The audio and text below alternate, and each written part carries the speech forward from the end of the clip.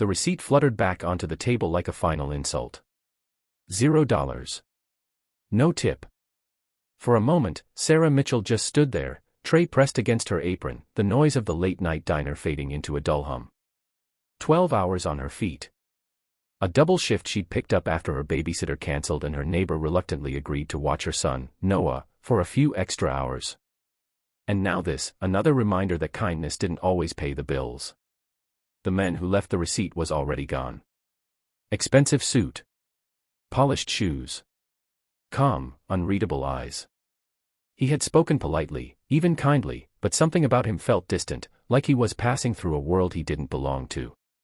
He had ordered simply, eaten quietly, and left without a word.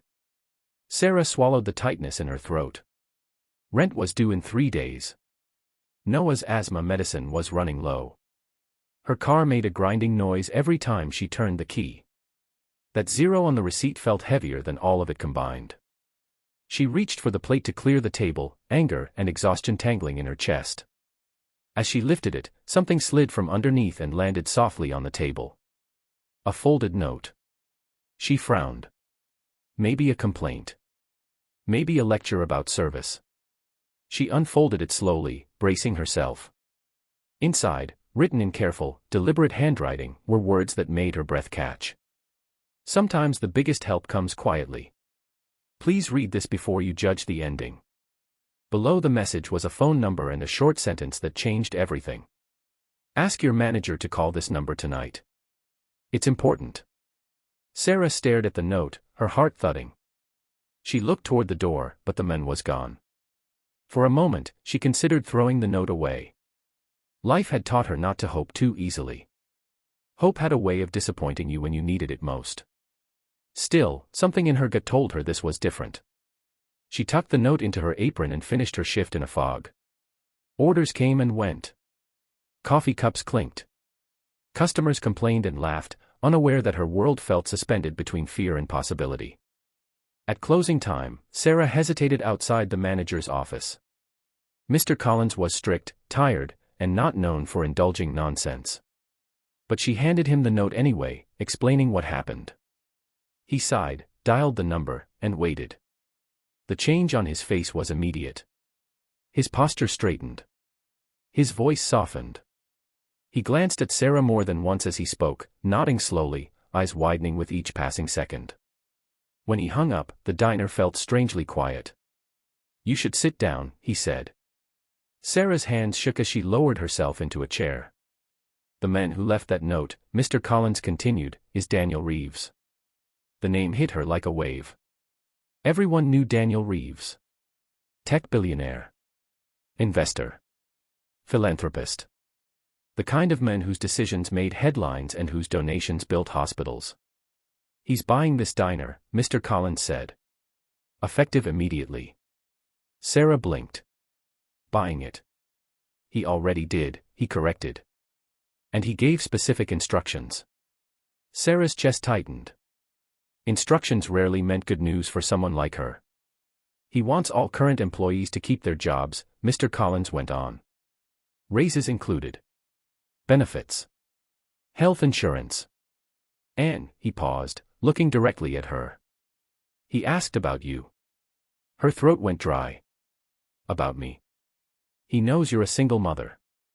He knows about your son's medical needs. And he's setting up an education and medical support fund for him. Tears spilled before she could stop them. Why, she whispered. Mr. Collins shook his head. He didn't say much.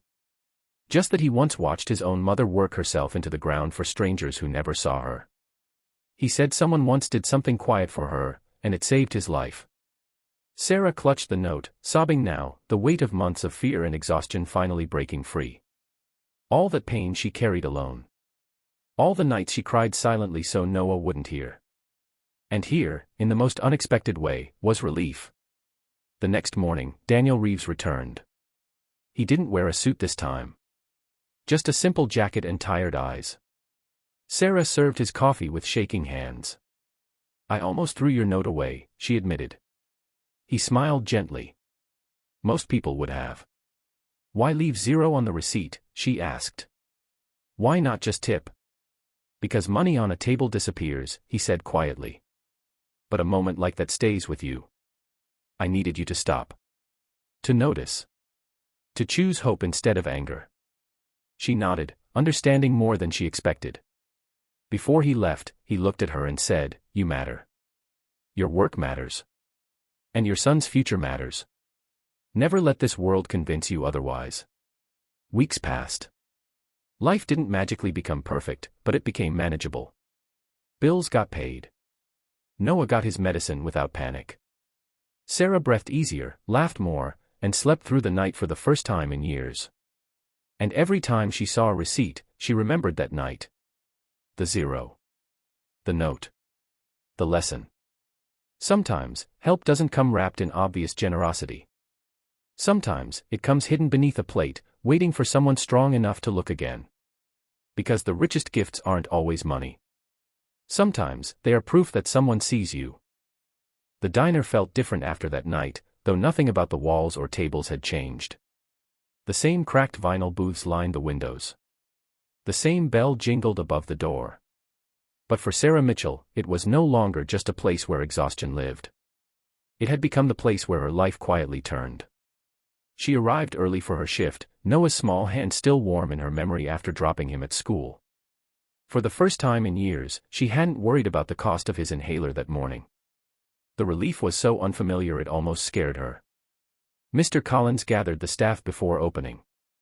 His voice carried a steadiness Sarah had never heard before. He explained the new ownership, the raises, the benefits, and the changes that would come slowly, without chaos. Some employees gasped. Others cried openly. A few looked suspicious, as if kindness were a trick that would vanish by next week. Sarah understood that feeling all too well. When the doors opened, customers poured in, unaware that the diner now belonged to a man who could buy and sell cities without blinking. To them, it was just another breakfast spot. To Sarah, it was proof that miracles didn't always arrive with trumpets. Daniel Reeves didn't return that day. Or the next. Life settled into a cautious rhythm. Sarah worked her shifts, picked Noah up from school, cooked simple dinners, and helped him with homework. At night, she found herself staring at the ceiling, replaying Daniel's words in her mind. You matter. The sentence felt fragile, like it might shatter if she believed it too hard. One evening, Noah asked a question that stopped her cold. "Mom," he said softly, coloring at the kitchen table, "are we still poor?" Sarah knelt beside him, her heart tightening. "Why do you ask?" "Because you smile more now," he said. "And you don't cry in the bathroom anymore." She pulled him into her arms, holding him longer than usual. "We're okay," she whispered. "And we're going to be better." A week later, Daniel returned. This time, Sarah recognized him immediately. Not because of his face, but because of the quiet way he carried himself, as if the world had taught him to be careful with his presence. He sat at the counter. Sarah poured his coffee without being asked. "Thank you for coming back," she said, surprising herself with her courage. "I wanted to see how you were doing," he replied. She hesitated, then told him the truth. About Noah's asthma. About the fear that had followed her like a shadow. About how close she had come to giving up more times than she could count. Daniel listened without interrupting, his gaze steady but heavy, as if every word mattered. "My mother was a waitress," he said after a long pause. "She worked nights. Double shifts. She smiled for strangers and cried in the car. People saw her as invisible." Sarah nodded. "That's how it feels." One night, Daniel continued, a customer left her nothing on the table. But under the plate was a note. Not money. Just words. Someone saying they saw her. That she mattered. That moment carried her through years. Sarah's breath caught. "That was you," she said softly. He nodded. "I learned something that night," he said. "We judge generosity by what's obvious. But sometimes, the quiet choices change lives more than loud ones." The weeks that followed were not perfect. Challenges didn't disappear. Noah had bad days. Sarah still worked hard. But now, when things went wrong, she didn't feel alone. One afternoon, she received a letter confirming Noah's medical fund. Another informed her of a savings account Daniel had quietly set up in her name, not as charity, but as an opportunity. A chance. She cried over that letter longer than she cried over the bills she used to dread. On a rainy night, as the diner lights reflected on wet pavement, Sarah realized something important. Daniel hadn't saved her. She had survived long before he arrived. He had simply reached for her at the moment she needed it most. And in doing so, he reminded her of something she had forgotten. Strength doesn't always roar. Sometimes, it whispers. And sometimes, it waits patiently under a plate, until someone brave enough finally looks.